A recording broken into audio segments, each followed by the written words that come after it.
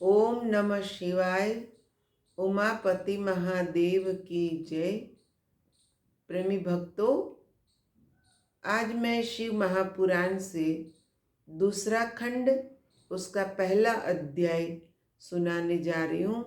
आप प्यार से उसको सुने और शिव महापुराण स्वच्छ स्वच्छ सरल शुद्ध भाषा में, जो शास्त्र की भाषा है, उसमें ही आपको ये शिव महापुराण सुनाया जा रहा है, जो भगवान की वाणी है, ऋषियों की वाणी है, स्वयं ब्रह्मा जी की वाणी है।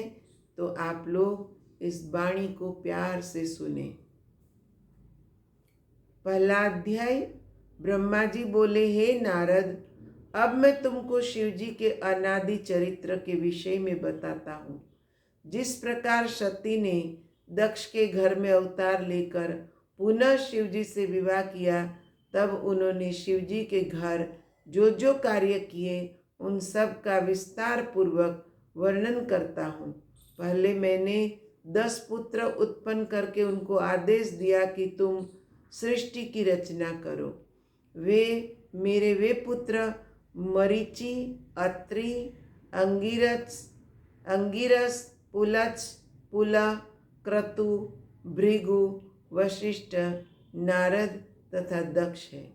मैंने इनकी मानसी सृष्टि की रीति पर उत्पन्न किया, परंतु जब मैंने नारी स्वरूपा परम सुंदरी सरस्वती को उत्पन्न किया तो उसके मनमोहक सुंदर स्वरूप को देखकर मेरा हृदय काम के वशीभूत हो गया। अस्तु उसे देखकर मेरे हृदय में भी उसके साथ मैथुन करने की इच्छा उत्पन्न हुई, क्योंकि उस समय मेरे हृदय में कामदेव प्रवेश किए हुए थे। मुझे सरस्वती के साथ मैथुन करने के लिए उद्यत देखकर मेरे सभी पुत्र हाहाकार करने लगे और वे सब मुझे उस भारी पाप से बचाने के लिए भगवान सदाशिव की स्तुति करने लगे। उस समय शिव जी ने प्रकट होकर मुझे उस नरक देने वाले महाभयानक पाप से बचा लिया। सुत जी बोले, हे ऋषियों, ब्रह्मा जी के मुख से यह वृत्तांत सुनकर नारद जी ने कुछ देर तक विचार करने के उपरांत उनसे इस प्रकार कहा, हे पिता, आप संपूर्ण सृष्टि के स्वामी तथा सबको उत्पन्न करने वाले हैं। इस समय मेरा हृदय अत्यंत चिंतित है, अतः आप संपूर्ण संशय को नष्ट करने के लिए इस कथा को विस्तार पूर्वक कहिए। आपका मन इस प्रकार क्यों अधीर हुआ? आपकी सेवा करने वाले मनुष्यों को ब्रह्म ज्ञान की प्राप्ति होती है, अतः आपके द्वारा ऐसा कर्म होना अत्यंत आश्चर्य की बात है। ब्रह्मा जी ने उत्तर दिया, हे नारद, तुम ध्यान देकर सुनो। मैं तुमसे मुख्य वृत्तांत भली भांति समझा कर कहता हूँ। भगवान सदाशिव की माया धन्य एवं अपरंपार है। उन श्री शिव जी की माया ने मुझे जिस प्रकार नचाया वह कथा मैं तुमसे कहता हूँ। सृष्टि की वृद्धि के हेतु मैंने अपने मुख से एक कन्या को उत्पन्न किया। उसे उत्पन्न कर मेरे हृदय में कुछ अहंकार उपजा।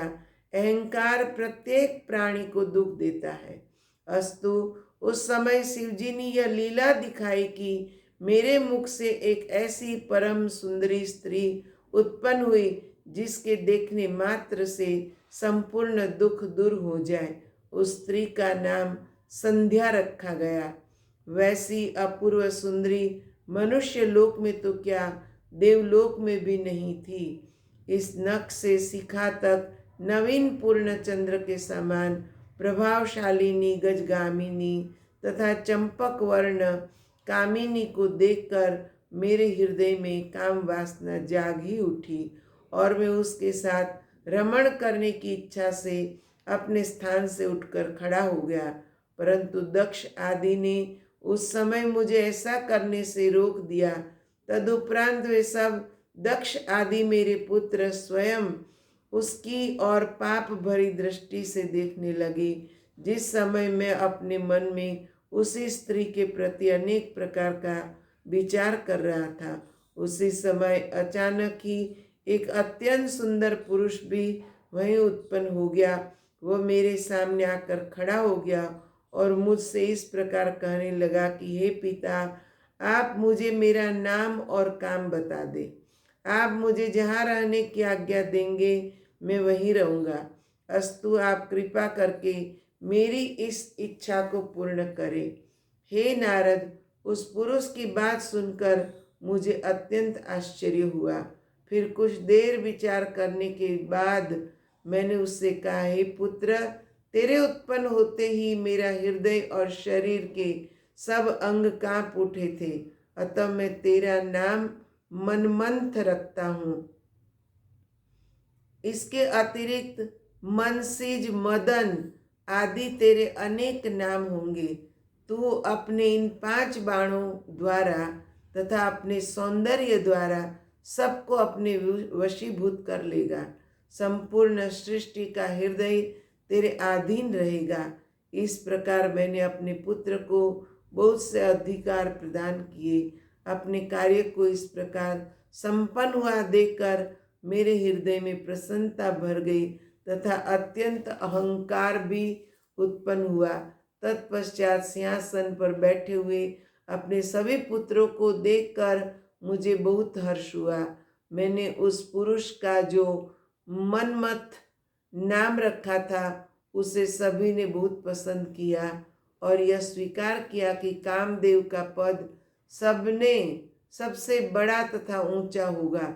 इस घटना के उपरांत जबकि हम सब लोग अपने मन में प्रसन्नता का अनुभव कर रहे थे, कामदेव ने अपने उस धनुष को सीधा किया जिसके चढ़ते ही तीनों लोगों की बुद्धि भ्रष्ट हो जाती है। वह धनुष को चढ़ाए हुए मेरे पास आकर खड़ा हो गया और मन में यह विचार करने लगा कि मैंने उसे जो वरदान दिया है उसकी परीक्षा करके देख ली जाए।